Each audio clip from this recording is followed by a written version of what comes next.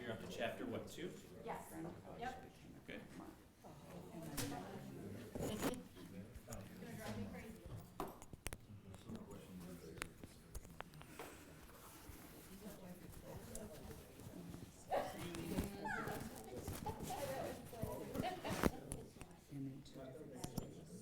Did you hear that?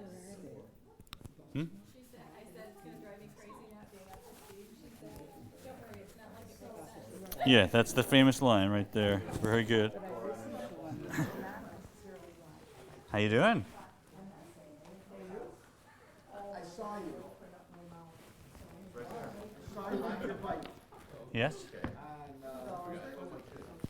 That would make sense, yeah. you were leaving, crossing over Oak Lake Road. Helmet? Did I have a helmet on? You did. Did I have a helmet? Coming from baseball. Second day.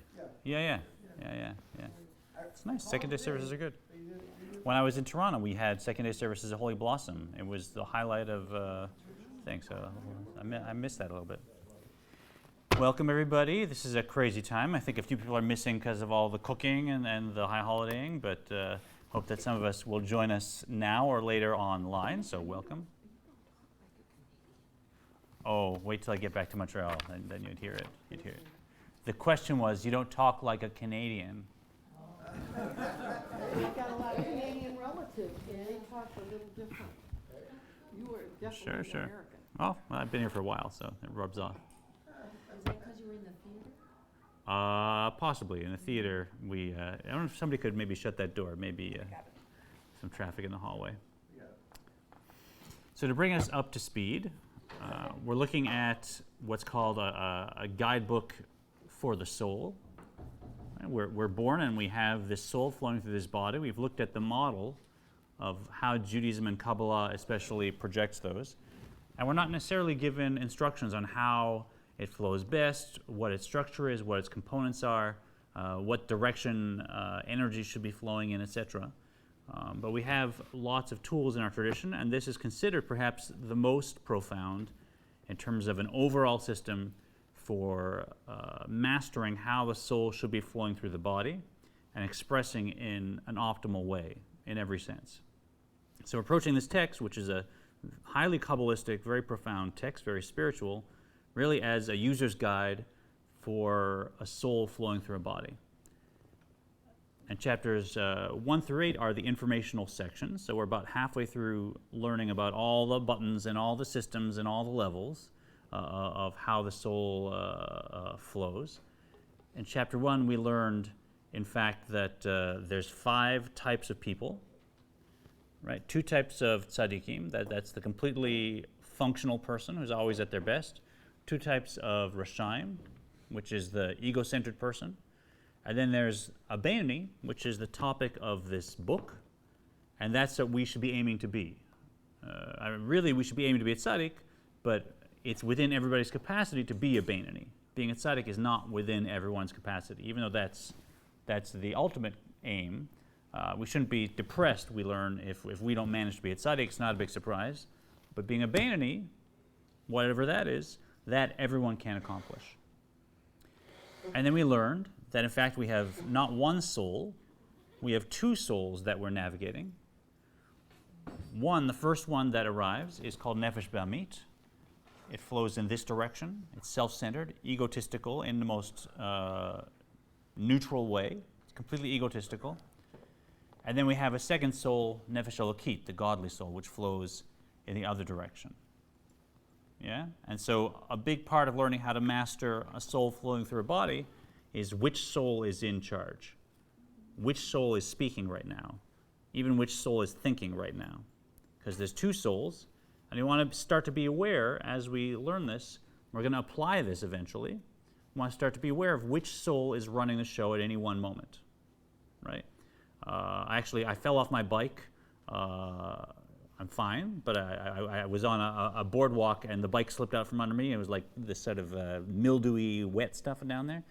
And I found myself going from sitting on the bike to skidding over the mildew, unscathed, without any scrapes or bumps. My shoulder's a little sore, but whatever. But it could be much worse. It wasn't my nefesh elokit that took care of that, right? As soon as the bike started to slide, nefesh b'mit jumped in, said, I want to preserve myself. It took care of all the details. It did quick calculations. It said, don't land on your elbow, don't land on the bike. You're going to do a shallow dive onto the ground. The ground looks smooth and slippery. That'll be fine. And I'm not even aware of doing any thinking, but I'm very grateful that nefesh b'mit jumped in and took care of everything and preserved this physical being and kept me unscathed, thank God. Yeah? So that's a very useful thing. Nefesh b'mit is not important. It's not useful. Especially at those times, nefesh b'mit is the one that actually protects us, that takes care of us, and that's important. Yeah? Last week, real briefly, you mentioned something about that nefesh elokit doesn't come into play until you get a bar mitzvah. Yeah. You brought that up. Yeah. Why do you have to, I don't understand that concept, nefesh elokit only until you get a bar mitzvah, doesn't come into play until you get the bar mitzvah. That's how it's set up, right? Ultimately, nefesh elokit is so powerful that if nefesh b'mit wasn't given a head start, nobody would express their nefesh b'mit, because nefesh elokit is the most powerful part of the soul. So if they came in at the same time, there wouldn't really be a game here. There wouldn't really be a class. There'd be very little chance to make a mistake. Every baby would be other-centered, and every child would share with their kids, and every tween would follow their parents' best advice, and life would be pretty smooth, right? But because we want life to be a bit of a challenge, nefesh b'mit comes in first, and then it has a chance to really settle in, and then it's our job to take nefesh elokit that for the first part of our life is really in a surrounding mode. It's like affecting us from a distance, and then it flows in and is absorbed, and it's up to us to learn how to navigate it. But ultimately, the two are not even. If it weren't for kind of how it's set up, nefesh elokit would just automatically overwhelm nefesh b'mit. Oh no, it's not about having the ceremony. It's about reaching that age. Yeah, yeah. The ceremony is just recognizing you're at that state. It's like saying, yeah, it's like everybody, every healthy body hits puberty. You've hit puberty. It's not about doing something or not doing something. Isn't that like instinct when you fall off your bike and Yeah. try and protect yourself? Very much. Instinct is all tied up in nefesh b'mit. Yeah, that kind of instinct. Yeah, so if I'm hungry, I go get food. It would be instinctive, right? Yeah. So it's interesting to me, because I've always thought of it as the godly soul and the animal soul. Uh-huh. And the animal soul has a negative connotation where you're trying to tame it. But it's really, like you say, all about survival and you still have to tame it and put it in the right direction, otherwise it's going to take you in the wrong direction, right? Yeah, it depends on the context, right? So sometimes it is described in a negative. We can get caught up in that and think we have to, destroy it. But really, Hasidus teaches you don't want to crush the nefesh b'mit. You don't want to destroy the nefesh b'mit. You want to integrate it and tame it so that its energy is used for positive. Yeah. So in some contexts, it's definitely spoken of in a negative way, but in the deepest context, it's a very powerful tool. So that's the first soul is nefesh b'mit. Chapter 2, we learned about nefesh elokit, a behamit, B-E-H-A-M-I-T.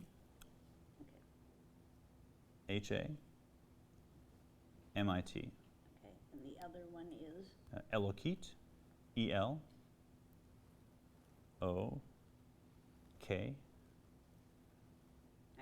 yeah. And that one is really, we learn in chapter 2, a part of God, a spark from God that is blown into humanity from deep within the Ein Sof, from the infinite. And even though it expresses in different levels, for instance, I'm not the kind of person that sees into higher spiritual worlds, whereas we're told there are in every generation Jews that do. They're functioning on a higher level, expressing on a higher level in terms of the various worlds we've looked at. At its source, every nefesh elokit is Ein Sof. That's all it is. Right? So we all have a godly soul that at its source is simply godliness. It's simply a piece of God, an aspect of God, better. But when it comes down and then flows through a body, which is what we're experiencing consciously, now we deal with what level is our soul. And we learned that from that perspective, all of the Jewish people through all time as one being with many levels, with many aspects, all of which are essential. So the fact that I'm at a lower level and expressing in the physical world doesn't mean I'm not needed. I'm still unique and absolutely needed to do my part. My part simply is more like a fingernail and less like a brain cell. But the brain cell needs the fingernail. We're all one being. Then in chapter 3, we looked at how the 10 sfirot apply to our model of the Jewish soul. So there's 10 sfirot emanations that are the beginning, as it were, of any aspect of creation. And they also flow into the soul and express as attributes. So within my conscious experience, I have 3 what we call attributes that are intellectual. Then I have 7 that are more emotional or behavioral. And the main thing you want to remember is that the intellectual attributes are the parents of the emotional attributes. The intellectual attributes, the seichel, chokhmah, bin, and dat, those are the parents of the emotional attributes, love and fear, etc. And primarily working with chesed and gevura, which is love and fear. The others are important, but don't come into the picture in this text as predominantly as chesed and gevura. So that means any emotion I have, there's some intellectual flow that preceded it that allowed it to form. And if I want to change an emotional flow, which is huge in terms of being masterful in life, I need to start with the intellect. And finally, we're here in chapter 4. Chapter 4, we learned about another more external aspect of the soul, and that is the garments. So far we've been talking about what the soul is. The soul is an element of godliness. The soul is an umbilical cord that flows through 4 spiritual worlds. Right? The soul is 10 sfirot emanating and flowing within to my being as 10 attributes. That's the identity of the soul. But now, what does the soul do? What's the activity of the soul, the behavior of the soul? That's the 3 garments. And this is another distinction we want to make is, who am I as a soul, and what am I doing as a soul? Because who I am, I can't necessarily change, or if I do, it changes slowly. Right? My nature, how those midot are flowing, what chesed and gevurah are doing as a dynamic in my soul, that's tricky stuff. But what garments I put on, what my behavior is, that's just a question of expressing my will and changing. And the garments are 3. What are they? The lowest one is? Lowest first? Action, right? Action I get. I can move stuff around or not. It's my choice. I can do that or not. Right? The middle one is what? Speech. Again, maybe that's a little more tricky. Sometimes you get in front of yourself. Sometimes you say the wrong thing. It doesn't come out right. Sometimes you blurt something out before you're thinking. But I can decide to speak or not to speak. And I can learn to speak more masterfully. It's a behavior. Right? And then the highest one, as you said, is thought. And in Kabbalah, thought is absolutely 100% a behavior and an expression of the soul. It's not who the soul is. So what I'm thinking, although in Kabbalah you don't really want to stop thinking for extended periods of time, that's not the goal. You can decide what you're thinking about. And there's productive and counterproductive flows of thought. And even though we may get tripped up and think something is now an automatic, we can't control it. In fact, the Tanya assures us we can. Any thought pattern that is not useful, we can eventually discard. Any thought pattern that we want to take on, we can eventually ensconce. Yeah? So thought is considered a behavior, as opposed to intellect. And finally, we learned about another aspect of the soul, which we talked about. The soul has organs, and those organs each correspond spiritually to the 613 commandments, 620 if you count the rabbinic ones, but here 613. And that's divided into 2 groups, the do's and the don'ts. Right? So the positive commandments are like the actual organs of the soul. The negative commandments are projected as the vessels of the soul. You want to have healthy vessels. You don't want to have leaking vessels or punctured vessels. You want the vessels to keep your vitality within them flowing and circulating properly. Same thing with the negative commandments. We're told when I tell a lie just to get out of some awkward situation, that although physically all I think I've done is just got myself out of a situation and it's done, in terms of my soul, there's a vessel that now has become less intact and that may not be functioning as properly, maybe a little bit blocked or maybe allowing energy out, and that I've actually, I've done a disservice to the integrity of my spiritual system in terms of keeping my energy flowing properly to me. Yeah? So that's one of the big switches in what we're going to call the slide we want to insert of the Tanya. Right? We talked about having a little slide that we can insert. I may be looking at a situation and I'm going to interpret it however I am. And I may say, well, hold on, how does the Tanya say? And then I put that slide in. And now if I'm looking at a mitzvah that I do at Temple Israel, and I say, this is really an organ of my soul, and in fact, it's the way that my soul connects to the Ein Sof, is it possible that will be a much richer experience? Right? Is it possible that when we shake the lulav here on Sukkot, which we love doing, that we could elevate it from being a beautiful thing, that's my tradition, that I share with my kids, that I've always done, it has a blessing. Instead, I could say this is actually, from the word savta, it's a way of connecting to the Ein Sof, and the way for a finite being to truly connect with the essence of the Ein Sof. And I not only everybody was here 2 classes ago, I'd like to revisit just a bit of that conversation, because as progressive Jews, that's tricky. Really? The mitzvahs connect us to the Ein Sof? Can I just meditate? Can I just go do something good in the world? In Kabbalah, we're told that there's many differences between dealing with anything in the finite world and dealing with the Ein Sof, the truly infinite God. And we have to learn to distinguish between experiences we have in life with other finite beings versus trying to relate to infinity. Some things may apply, but many things don't. So one thing that's true in life is if there's somebody in the world that I want to connect with who's clearly much more important, more talented, more wonderful, richer, everything than me, how could I connect to that person? Like, say I wanted to connect to Bruno Mars, right? Awesome singer, does great songs, I'm such a fan of his, my gosh. He lives, he's so above me. Could I possibly connect with him? Well, yeah. Through my own initiative, I could go to every one of his concerts that I can and get in the front row. I could go to the radio stations that give out backstage passes and try and win a backstage pass and maybe get to shake hands with him. And I could even go live in the city where he lives and find out where he hangs out and go to those clubs and learn everything about him. And eventually, maybe he'd start to, know who I am. I get a little closer. I'd be someone in his life. Still a fan. I'm still way below him, but through my initiative, I could get a little closer to Bruno Mars. I'd have to really work at it, but I could, right? Agreed? So we may risk extending that reality to our relationship with the Ein Sof. But here's the problem. Bruno Mars may be relatively infinitely more talented and wonderful and well-known than I am, but it's relative. I got my family and people that know me, and he has the whole world that knows him, but it's relative. If you add mine up 1,000,000 times, maybe get close to his. But with the Ein Sof, there's no relative, right?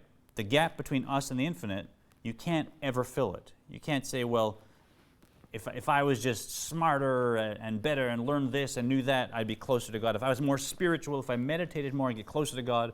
If I spent more time on a mountain communing with nature, I'd get closer to God. Actually, no. The most spiritual person who ever lived and me, we're all both infinitely far from God. And they're no closer to God than I am.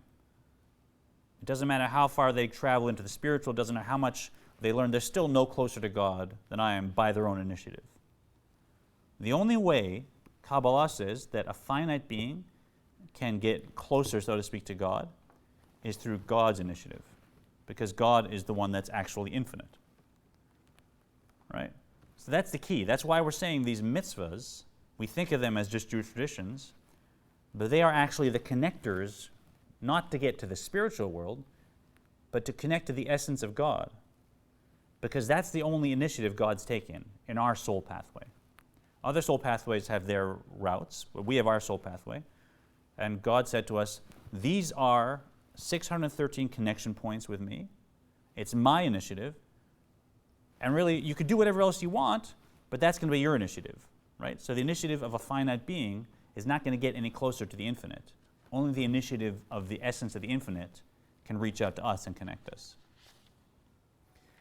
And that's why Kabbalah says, in fact, no surprise, your soul has 613 organs divided into two groups, which are the positive and negative mitzvahs. And the Ein Sof is, as it were, broadcasting spiritual light that also has 613 limbs or organs that flow into your limbs and organs. And when you take the lulav and etrog and shake it, you're enlivening your organ and allowing it to fill with the light flowing from the Ein Sof. Because dealing with the Ein Sof is not like dealing with Bruno Mars. I can't buy tickets and move to his city and go to his clubs and get any closer. There's no way. It's only when God says, this is how I want to connect with you, that's the only way we can bridge the gap. Yeah? Isn't that human initiative? In other words, if I'm shaking the lulav and I choose to shake it, that's my initiative. That's free will. That's free will, right? Yeah, so it's initiative, but we choose to make that connection that the Ein Sof has extended or not. So yeah, that's part of the game, is we have free will, but it's not our initiative. We didn't invent the mitzvah, according to Kabbalah at least. Yeah? The mitzvah is there before. You're saying God takes initiative because he invented the mitzvah? Exactly. Well, that's what Sinai is, right? Right. Sinai came down and God said, here's what I want you to do. And we said, yes, what was it? Right? And then it all started. So absolutely, the mitzvot are God's initiative, and Kabbalah says they're actually part of the fabric and structure of our soul. And the more we actually understand that, we are able to use the soul as a well-trained technician and user, and not just through our own kind of instincts. Make sense? So it's a big leap. And I know as Reformed Jews, this is always a part of the conversation. We had it 2 weeks ago. I'd like to just touch on it again.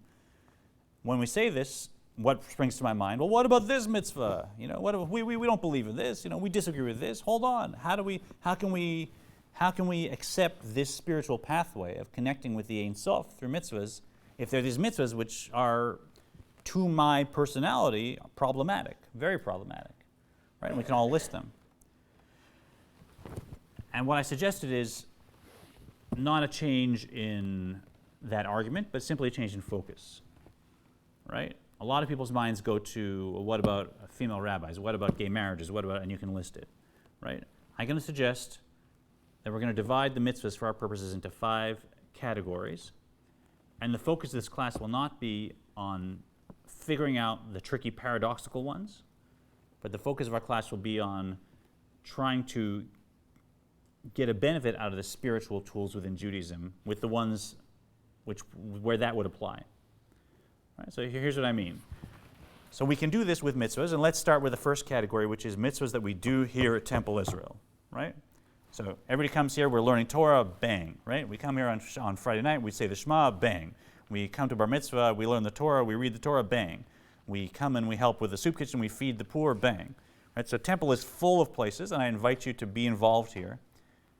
And in that category, category 1, what would be the advantage of saying each of those things we do here is not just a Jewish tradition that we think is cool and helps people, but is an actual organ of my soul and is an actual way to connect to the infinite? What would be the advantage? It could be life-changing. Yeah? These are our only ways to leapfrog past even the spiritual world and connect to the essence of the infinite. That's what Kabbalah says. So what would be the advantage? Might be mind-boggling. And what's the disadvantage? Can't think of any. Right. So category 1, that's our first goal. We're going to work on stuff we do here at Temple. And we're going to take our Tanya slide and perhaps apply that every now and then and see, can I change how I flow as a soul through a body, as a Reformed Jew here at Temple Israel? And can I apply these profound spiritual tools to what I do as a Temple Israel member here at Temple? Category 2, if you finish that, if you've done everything Temple has to offer and you're doing it all with incredible joy. Category 2, if you need more, there's mitzvahs that each of us do that we're probably not aware are mitzvahs. Right? There's lots of mitzvahs we do all the time that we're simply not aware are mitzvahs. Like, did you teach your kids to swim or give them swimming lessons? Right? Anybody do that in their life? It's a big mitzvah. It's a formal mitzvah. Right? Did we ever celebrate with a bride and groom and express joy when we're doing it? Right? That's 2 mitzvahs. right? It's not just the wedding that's a mitzvah, the celebration itself. When you say a toast and when you dance with joy, that's a mitzvah, right? And there's many, many mitzvahs we do that we don't even realize are mitzvahs, right? Pay for education for your kids past the age of 13, right? That's huge tzedakah, right? So if it really is, that is formal tzedakah. In North America, of course I pay for their high school, I pay for their college, but according to Kabbalah, they're already adults, and now you're giving tzedakah, right? So if you run out of things to do at temple, I can give you a list of mitzvahs that you're doing, and you can start working on those and applying our Tanya slide to those mitzvahs. That's category 2. If you run out of those, we have category 3. That's mitzvahs where, as my cousin says, you're leaving cash on the table, right? I think that's from poker, right? You play a poker game and I won all this money, you leave $100 on the table and walk away. Why would you do that, she says. So there's all these mitzvahs in category 3 that are so easy to do, but we simply don't do them, right? So mitzvahs that would take almost nothing, no energy, and we don't know, we don't bother. Like for instance, upcoming is Yom Kippur. There's five practices that everyone is supposed to do by tradition on Yom Kippur. One of them is fasting, and that's a hard one. You got to fast the whole day. You get bad breath, all that stuff, right? You want to drink water, you don't drink water. And you know what another one is? Not wearing leather shoes. Yeah, how hard is that? Right. So I have a nice pair of black synthetic shoes that no one looks down and notices, I hope. And I just put them on the night before, and I wear them all day. And there I've done a major mitzvah, maybe not at the exact level as fasting, but it's in that world. It's a major mitzvah. And all I've done is switch my shoes. It takes no effort. In fact, they're more comfortable. Right? There's lots and lots of mitzvahs. For guys, for instance, I know this has become very trendy at temple, this big beard, but you don't need to have a big, crazy beard to observe the mitzvah, the formal mitzvah of not destroying your beard. And that's a formal mitzvah. So if you shave with a razor, halakha says get a pair of clippers that has scissor action instead of a razor action, and you get as close to shave with that, and you're now looking exactly the same, you're saving the environment, all that plastic, and you're fulfilling the mitzvah of not destroying your beard. Right? I know women can't do that, but there's all kinds of mitzvahs like that are just, if you run out of stuff in the first 2 categories, now you have a third category, which is just, okay, I'm going to buy an electric razor that corresponds halachically. I'm going to look exactly the same. It takes no more time. It's saving the environment. I'm going to apply my Tanya slide. I'm going to take something that was just a neutral activity, shaving. I'm going to turn it into an encounter with the infinite, genuinely. I'm going to work on that. That will be my experience, and it will change my emotions accordingly. See where I'm going? So we already have 3 great categories that are there, and they don't have to ruffle anything. And as Reform Jews, I think we can practice them, and we can apply these beautifully without going into territory where we feel like, well, hold on, is this Reform Judaism? Right? If you run out of those 3, now you got another category of, okay, this takes some work. Maybe I'm going to stop eating this. Maybe I'm going to stop doing this on Shabbat. There you have mitzvahs that you take on that take some work. And there's a whole world of that. There's a lifetime of growth there that's available. You don't have to go for the awful, horrible, terrible ones. You can pick whichever ones are lowest hanging fruit, and there's always more growth to do there. And then, if you've gone through and you're involved with Temple Israel in every way, and you do it all with joy, and if you've taken all those mitzvahs you do anyways, and you're just aware, and you're now applying this technique to them, and then if you've taken all the easy mitzvahs that take no extra growth, and then you've gone through all the Torah and all the commandments that really are no problem for a Reformed Jew, that we don't have any ethical issues with, now, if you're at that point, you come and sit in this chair and teach a class, and you'll explain to me how to deal with the issues that are difficult for us and how to apply this. Yeah, but if you're at that point, I think that's very, very close to being a Bainani. Yeah, so that's my approach. I don't want to focus on category 5 first, even though our minds often go there. What is category? Category 5 is okay, the Torah says a man shall not lie down with a man.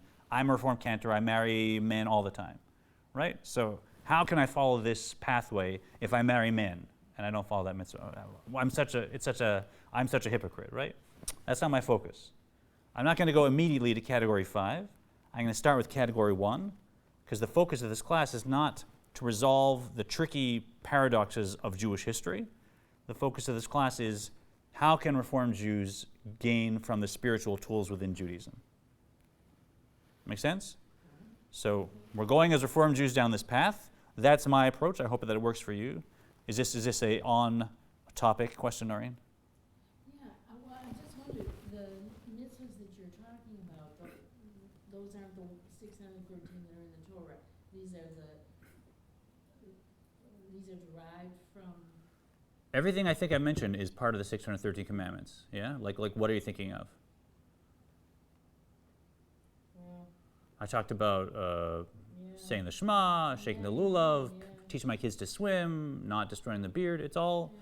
I'm talking about the actual organs of the soul as described by Kabbalah. And we do many of them at Temple Israel. Many of them we do without realizing, and many of them we could do without really much fuss. So there's lots of spiritual ways we have to connect with the Ein Sof by this system that, as Reformed Jews, it's easy, fun, and rewarding, in my opinion. Okay. Yeah? Give us some examples for category 4. 4? That's not eating bread on Pesach, not driving on Shabbat, not listening to music during the Omer, any mitzvah you've ever heard of, right? So that's a personal growth choice of which ones are most appropriate to take on or not take on, and it's good to work with a teacher of some kind so you don't go off the deep end. You know what I mean? But there's a lot of work to do even before you get to that. Right? There's so much going on just in category 1 here at Temple, where we can just contribute to Temple and add spiritual light, doing what Temple organizes. There's so much here. All right, let's get to the text.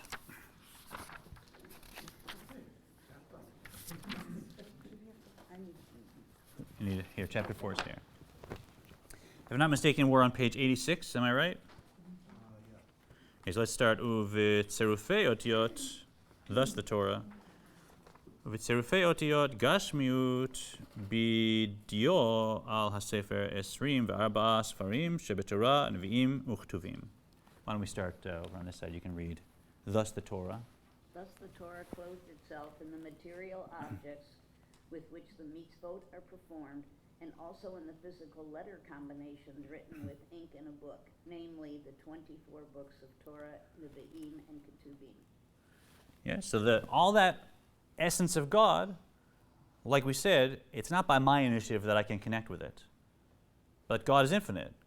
And so God can come down and even express within the finite, and even express God's essence within a lulav and an etrog, and the schach on top of your sukkah, and the letters in the actual Torah scrolls in our sanctuary. So even though going into the spiritual doesn't get closer to God, God has come down into the physical, and when we recognize the structure of our soul, that when we do these Jewish spiritual postures, we're actually encountering God's essence, not the spiritual light of God. That is the big flip, right? And that is the channel, the only channel this tradition says through which we can connect not to the spiritual worlds or the angels or higher planes of existence, but to God's essence itself, right? If you could travel up to the highest world of Atzilus and see the archangels that are the size of the universe, so to speak, that would be mind-blowing, but God is just as hidden there as here. But when you walk into the temple sanctuary and you open up the Torah and you say a blessing and you read from the Torah, even though your physical eyes are looking at physical parchment and physical ink, the essence is able to enter into that and to encounter us there directly. כדי שתהא כל מחשבה תפיסה בהן ואפילו בחינת דיבור מעשה שלמטה ממדרגת מחשבה תפיסה בהן ומתלבשת בהן. Torah underwent this great descent so that every human thought be able to grasp them, and so that even speech and action, which are on a level lower than thought, be able to grasp them, God's will and wisdom, and clothe themselves in them by performing in commandments in speech and action. So see what's happening? When you're a soul in heaven, you're seeing the light, you're seeing the spiritual light, and it's beautiful and you're enjoying it, but you can't get close. Here, God's essence has come into the physical so that we can grasp it and so that we can enclose ourselves in it. So when our nefesh elokit, when our divine soul starts to think, speak, and act, in our Jewish tradition, in these pathways, that's why that garment, the garment of the divine soul, is elevating us so infinitely, because we are actually enclothing ourselves in the essence of God that has come down through these channels. ומאחר שהתורה מצוותיה מלבישים כל 10 בחינות הנפש, כל תרי"ג איבריה, מראשה ועד רגלה. Now, since Torah and its commandments clothe all 10 faculties of the soul and all the soul's 613 organs, from head to foot, that is, from its highest level, its head, to its lowest level. Right, so we're getting the picture, the structure of the soul. The soul has 613 organs. It has 10 faculties corresponding to the 10 sfirot. And when we do that with all of our intellect and with all of our emotions, when we come to temple and say the Shema, right?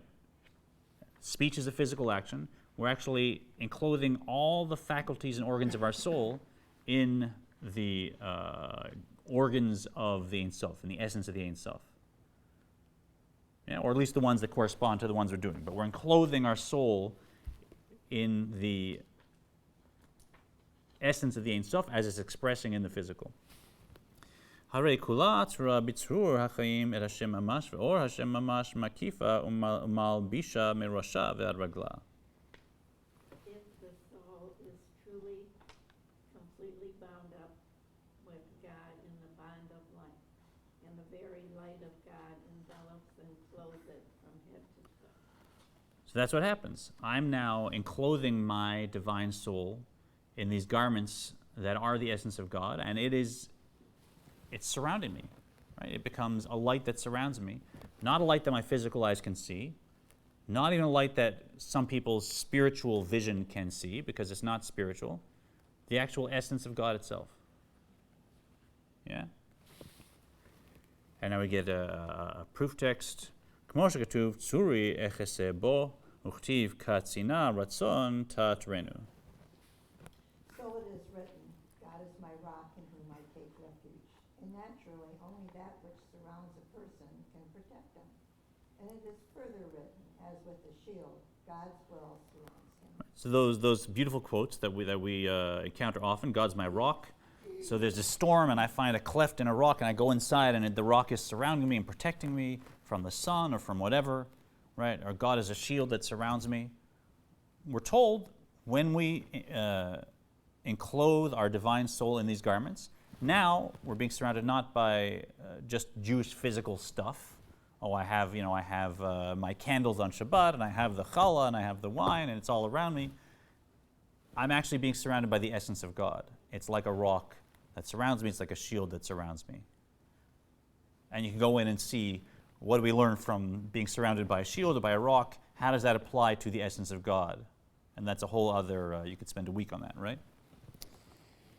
שהוא רצונו וחוכמתו יתברך המלובשים בתורתו ומצוותיה. Meaning his will and wisdom that are clothed in Torah and its commandments. We see at any rate that although God's wisdom and will are beyond man's reach, they are made accessible to him because the Torah is clothed in physical terms and its commandments are vested in physical objects. Right, so on the one hand, Maimonides says God's knowledge is not separate from God. There's no knowledge, knower, and known. Right? They're not three components. It's all one. If you counter God's knowledge or God's will or God's intellect, that is still God. So when I'm reading the Torah, I think, oh, this is something maybe the Jewish people heard on Mount Sinai. They wrote down, now it came to me and it's separate. No. It's not like my wisdom. If I write a book, yeah, it's separate from me. But when the Ein Sof expresses its will, it's always Ein Sof, even if it comes right down here. That's why we said Torah is like water. Water runs from the highest to the lowest place, and it finds the very lowest place. But once it's arrived in the lowest place, has it changed at all from the way it was in the highest place? Right? The water in the lowest place that I can pick up and drink is the exact same water as the water that was at its source in the highest place, be it a cloud or a mountain spring, whatever it was. I don't have to climb up there to get it.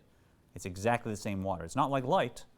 Light, thank God, the sun is not here in this room burning us all up. It's just a ray of sun. It's very different from how it is at its source, and it's not its source. Water, it's exactly the same, and that's what Torah does. We can't understand even one expression of God's thought, let alone God's wisdom or God's will, but God can reach down and enclose that wisdom and will in the very physical, because Torah can flow like water, and it still is the essence of the Ein Sof, right here. They have to do with the tzimtzum, like contracting? Or it's opposite of the Tzimtzum, right? Or yeah, I guess it's being condensed, right?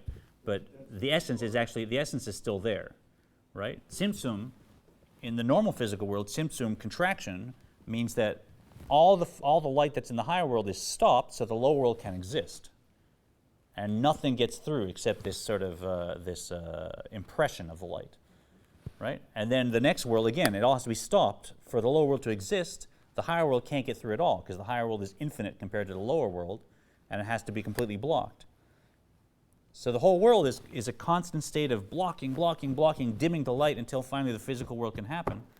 Torah is flowing through that without anything impeding it, right? So it's actually bypassing the tzimtzum, and the essence of God is coming directly into the physical.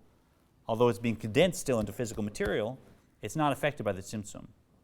Yeah, that's why the spiritual, you can't find God, because there's always more tzimtzum above you.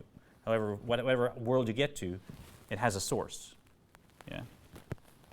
ולכן אמרו יפה שעה אחת בתשובה ומעשים טובים בעולם הזה מכל חיי עולם הבא. For this reason it has been said, 1 hour of repentance and good deeds in this world is better than the whole life of the world to come.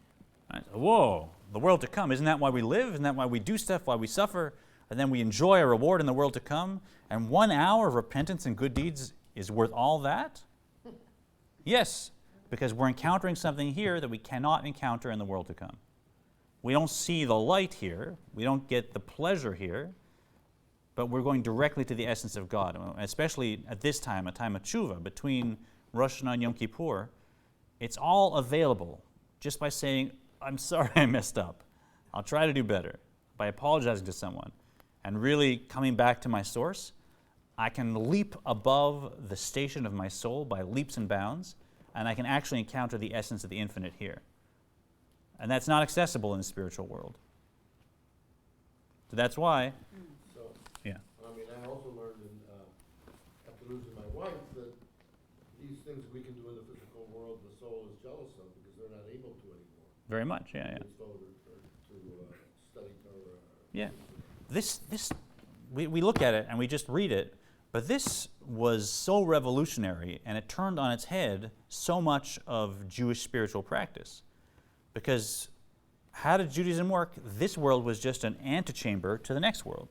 This world was a vestibule for the world to come, and so you suffered and you put up with horrible, then you starved and you gave all your money to charity, and you studied and learned and prayed all day, and you took the grief and the boredom and whatever of this world so that you were rewarded in the world to come. And that was what it was about. Make sure you live this life so that you get the eternal life. Comes the Alter Rebbe and he says, no, are you kidding me? You think that's the reward? A soul can wait 1,000 years for the chance to come down to a body and not just experience spiritual light, but actually connect with the source of the spiritual light. Right? So I'm not just watching a Bruno Mars video. I'm actually sitting down with Bruno Mars and having lunch. Isn't that amazing, right? What a better opportunity. I'm not seeing his light, his extension, I'm meeting him. But this is the essence, this is the Ein Sof we're talking about.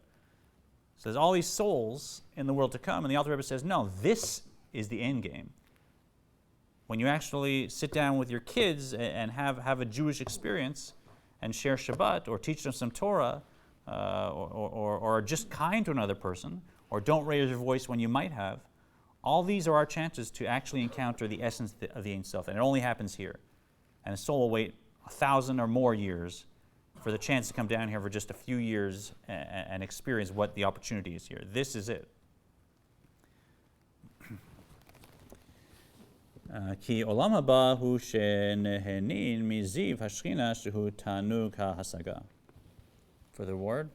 For the reward and those worlds that come consist of enjoying the radiance of the divine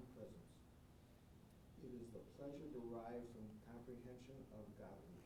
Right? So now we're a soul with intellect, not having to flow through a brain, not dealing with sensory input, and we suddenly see, when I was learning Torah, when I was thinking about oneness, when I was connecting with my family, we see the truth of it, and it's so beautiful to see it without all this paraphernalia in the way. But that is just the radiance. That's not divinity itself. ואי אפשר לשום נברא אפילו מהעליונים להסיק כי אם איזו הערה מאור השם. Now no created being, even a spiritual being of the higher realms, such as angels or souls, can comprehend any more than a glimmer of the divine light. Right, so as beautiful as it may be, all we can get is a glimmer. Like there's a ray and it reflects off in another ray, and then I get a little glimmer of that, and I'm like, whoa, infinite light, amazing, look at that, look what we accomplished, right? But I'm looking at the light. I'm not experiencing the source at all, right? We couldn't. ולכן נקרא בשם זיו השכינה. For which reason the reward of the souls in the world to come is referred to as the radiance of the divine presence, since it is no more than the remote gleam of the divine light. And we see this language, the ray, the radiance, the glow, and we think how beautiful, how spiritual, but it's there to tell us this isn't the thing. This is just the light the thing is giving off. This is not God, right? So yes, it's beautiful, but it's a ray. Here we actually encounter the being. We encounter the essence. אבל הקדוש ברוך הוא בכבודו ועצמו לית מחשבת תפיסה בבי כלל. That is, for the essence and glory of the Holy One, blessed be He, no thought can apprehend Him at all. Right, so when it comes to the essence of God, our initiative, our thought, our trying to integrate something in our own way with our own resources, that doesn't get us anywhere. Doesn't even begin. Can someone just give me a time check? It's good. We're right on track. כי אם כאשר תפיסה מתלבשת בתורה ומצוותיה, אזי היא תפיסה מתלבשת בהקדוש ברוך הוא ממש. Only when it apprehends and clothes itself in Torah and its mitzvot does it grasp and clothe itself in God Himself. דאורייתא וקודשא בריך הוא כולה אחד. Sure. For Torah and the Holy One, blessed be He, are one and the same. Hence, the superiority of Torah and mitzvot in the world over the life of the world to come. In the world to come, the soul grasps only a glimmer of godliness. In the world, through Torah and mitzvot, it is united with God Himself. And this was stunning. This is revolutionary at his time, and it still is now. Every moment that we're alive is so full of potential, because whether it's an interpersonal mitzvah, whether it's within myself, simply just not focusing on a counterproductive thought, whether it's a technical mitzvah dealing with rituals here at Temple Israel, whatever it is, every moment is full of the chance to encounter the essence of the infinite. I can't think of a single moment in my life where there wasn't the opportunity to encounter the essence of the infinite. Often I passed it over, but it's just blinding potential at every moment in our lives. Nothing to do with working to get a reward in the future or to have my soul have a station somewhere, right? Suddenly that stuff seems almost immature. Right? No. Your soul is here with a mission, and this is the only place where it can encounter the essence of God. This is the only place where it can actually take leaps upward instead of just growing from its station. A soul, when it's in heaven, is always growing upwards, but only from its station. When it's here, it can say, well, who cares about that station? What about this station? Right? Let me be other-centered in a whole new way. Right? So this is the whole point of a soul's journey is happening now. It's not happening later. Yeah? So, I mean, also, I've learned, correct me if I'm wrong, that it's our job to take Torah into the mundane, not just when we're here in the temple or praying, but in our whole lives, into our mundane lives to really apply all this. Yeah, that's another field, is that we can do it at heightened moments, we can do it on Shabbat, we can do it in the middle of an argument when I don't express anger, and that's a mitzvah, but also I can do it when I'm shaving, right? Okay, there's 5 minutes a day where I'm doing this, and it's just for presentational neatness. Now I can take that and say, instead I'm going to go to category 3, get my clippers, and I'm doing the same thing, but now I'm actually observing a commandment. Woo! I turned a mundane, almost waste of time activity into potentially an encounter with the infinite. And we could do it at every point with everything. But that's one of the ways. ואף שהתורה נתלבשה בדברים תחתונים גשמיים. Although the Torah has been clothed in lowly material things, and it's only these material things that man's intellect grasps when studying Torah, not the essence of God's will and wisdom. So we don't get God's thought. We don't grasp God's will. I'm holding the lulav. I'm holding the clippers, right? הרי זה כי מחבק את המלך דרך משל. Go ahead. It is by way. It is by way of illustration, like one who embraces a king. Okay, so I'm just holding the matzah. You can't say that that's the essence of God. It's wheat, right? This was in a factory. This could have become a cracker. How can you tell me this matzah is the essence of God? I'm sitting in a Passover service. I'm eating the matzah. It tastes horrible, and this is just physical. What do you mean I'm embracing the essence of God? There's so many layers between the spiritual light that's creating the world, and then this layer, and this layer, and this world, and finally it comes here, and it's matzah. You're telling me, the Alter Rebbe is telling me this is the essence of God, higher than my soul's experience in the world to come? What kind of craziness? So the Alter Rebbe says, it's like one who embraces a king. Right? Who's our king? Right? President Obama, President Trump, whoever you find the ruler of North America. I'm from Canada, so Justin Trudeau may be less polarizing. We'll stay with him. Right? But if Justin Trudeau were to show up and give me a big hug, let's see. שאין הפרש במעלת התקרבותו ודבקותו במלך בין מחבקו כשהוא לבוש אחד בין שהוא לבוש כמה לבושים. There is no difference in the degree of his closeness and attachment to the king, whether he embraces him when the king is wearing one robe or many robes. מאחר שגוף המלך בתוכם. Since the king's body is in them. Similarly, when a Jew embraces God's wisdom and Torah study, the fact that his wisdom is clothed in material robes is irrelevant. Another point understood from this analogy, in the study of Torah, man is also embraced, enveloped, and encompassed by God's wisdom, and the Torah contains, as the Alter Rebbe continues. right, so say, okay, Bruno Mars was our opening metaphor. Say Bruno Mars walks in and gives me a great big hug, right? And now you say to me, no, don't be so excited. You didn't hug Bruno Mars. You hugged his jacket, right? It was the middle of wintertime. He was wearing these cool gloves. He had all this bling on. He had his sunglasses. You didn't even see his eyes, right? You hugged his clothing. You didn't hug Bruno Mars. Get over yourself. I'm like, no. Bruno Mars was inside that clothing. You don't understand. I hugged Bruno Mars. I don't care if he was wearing those cool shorts from that video or if he was wearing a big winter parka. I hugged Bruno Mars. It was a hug from him, and it got to me, right? Same thing here. Yeah, I'm holding the matzah at Passover, and there's many, many garments. There's many layers that the Ein Sof has enclosed itself in to get its essence down to me in that matzah. It's like a king with 1 billion garments. And I can say, well, that's not the essence of the Ein Sof anymore. That's just matzah, right? There's too many garments on it. I'm not encountering the essence. I'm just encountering garments. It's not the same thing. What are you talking about? The Ein Sof just gave you a big hug. Yeah, the Ein Sof wears more garments even than Bruno Mars in the wintertime. But you got a hug from the Ein Sof through all those garments. And it's no different. So if a president or a movie star or whatever comes and shakes your hand with a big glove on, they're still shaking your hand. They're still giving you a hug.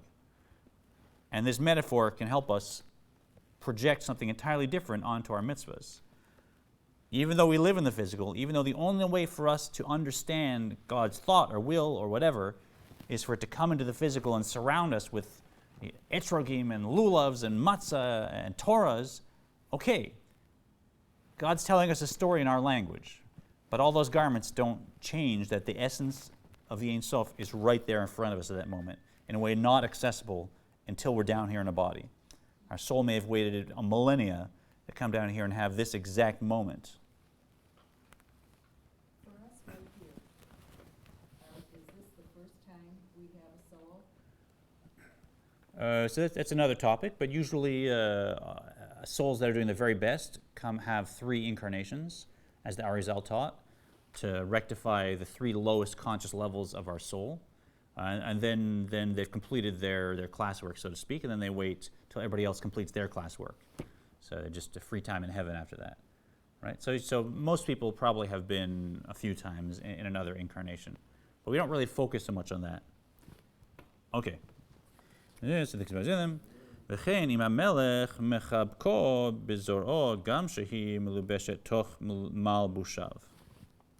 Similarly, when the king embraces one with his arm, though it be dressed in his robe. To illustrate that, Torah is analogous to a royal embrace. The Alter Rebbe quotes. Right, so when a king embraces me with the king's arm, even though he has robes, כמו שכתוב, וימינו תחבקני, As it is written, God's right hand embraces me. and the right hand, of course, refers to chesed, refers to loving kindness, that when we do a mitzvah, we could look at it as just dwelling in a sukkah, or we could look at it as God's arm actually around me, God's right arm hugging me, with God's extension of God's emanation of loving kindness. Shehi Torah shenitna miyamin. Which refers to Torah, called the right hand, because Torah was given by God's right hand. So again, we're trying to get our Kabbalah lenses on, and when we hear God's right hand, no one thinks there's a super being in space with a right arm and a left arm, and it's this one. God's right hand is talking about chesed, about that first emotional attribute that comes from the sphere of chesed, that is the first flow that created the world, that is just the Ein Sof saying, yes, I'm going to contribute no matter what this universe becomes, I'm going to create it and give it life. Right? So we call that God's right hand, and that corresponds to Torah, and that is what is hugging us when we're doing all this stuff. Shehi b'chinat chesed umayim. For Torah is related to the attribute of chesed, kindness, and water. As explained. As explained in the Kabbalah, the right hand represents both chesed and water, and, as said earlier, Torah is compared to water, and the left hand represents gevura, severity, and fire. When the verse states that God's right hand embraces me, the intention is that God embraces and envelops the soul through Torah, God's right hand. Thus, the bond that Torah study creates between the soul and God is twofold. The soul embraces God and is embraced by God. In this, Torah study is superior to other mitzvot as discussed in the following chapter. Yeah, so that completes sort of the first discussion about mitzvahs as part of the structure of the soul and how they relate to our three garments. Yeah? And I know it's a big leap, but each time we reframe, each time we put that lens, that slide in front of our consciousness, and we say, this isn't just putting a coin in a tzedakah box. This is me reaching out and being hugged by the essence of the Ein Sof. As the label says, we actually change the structure of our brain. We change what we experience, and we can craft a new experience where we have a vessel to receive not just spiritual light, but the essence of the Ein Sof itself. It can be something we can become conscious of with a sense of inner knowing, perhaps. We don't understand God's thought, that's beyond us, but we consciously do connect. We just have to create that path that we have to do it. And let's just finish with just a little talk about this time of the year. This stuff is really beautiful, but there's something very, very simple this time of the year that leaps above much of this material, and that is just tshuva, right, return. When we right something that was wrong, when we apologize to someone in our lives, or when we come here and we pray to God and say, I'm sorry that I got it wrong, what's actually happening? It's kind of like when you're in a relationship. Do you love someone more and express deeper love when they're doing everything you want in a marriage? Or do you love someone more and express deeper love when they've done something really, really awful and then you've forgiven them because they apologized? Which is the deeper love? You tell me. Forgiveness, Forgiveness, right? Why? because it's something you may not want to do. Yeah, you got to reach deeper inside, right? It takes some effort. It takes effort, right? So we're going to a deeper place. That's what's happening this time of the year. We have the four-letter name of God that transcends the universe entirely, and everything's coming down from it. And we've done all kinds of stuff to make ourselves disconnect from that four-letter name. We've like taken the hay and kind of, disjointed it. And so now if we're going to repair that, we have to say, I'm sorry. And we reach up to not just the 4-letter name of God, we reach up to even higher, to God's divine attributes, the 13 attributes of mercy. That's a light that's above even the highest name of God. And when God says, okay, you're forgiven, because God doesn't care that it's the 50th or 100th time. God's not a lot like us. God has infinite compassion and infinite ability to forgive. Then a light opens up from so far above the 4-letter name of God that it can open up and it can compare every problem. It can fix everything. It can transcend right and wrong. It can just bring us back to a state of connection with our source. Yeah? So just like when I apologize to someone, they draw from a deeper place to love me from a deeper place when they forgive me. That's what's available now. Not just a light that's coming from the 4-letter name of God that transcends everything, but a light even above that that can repair any nicks or tears that we create in our connection. So please take advantage of this. We'll see you at services. Thank you for your learning. And any questions, go ahead. Quick question. Yeah. On the 613 mitzvot, and you said some are positive and some are do's and don'ts. Yeah.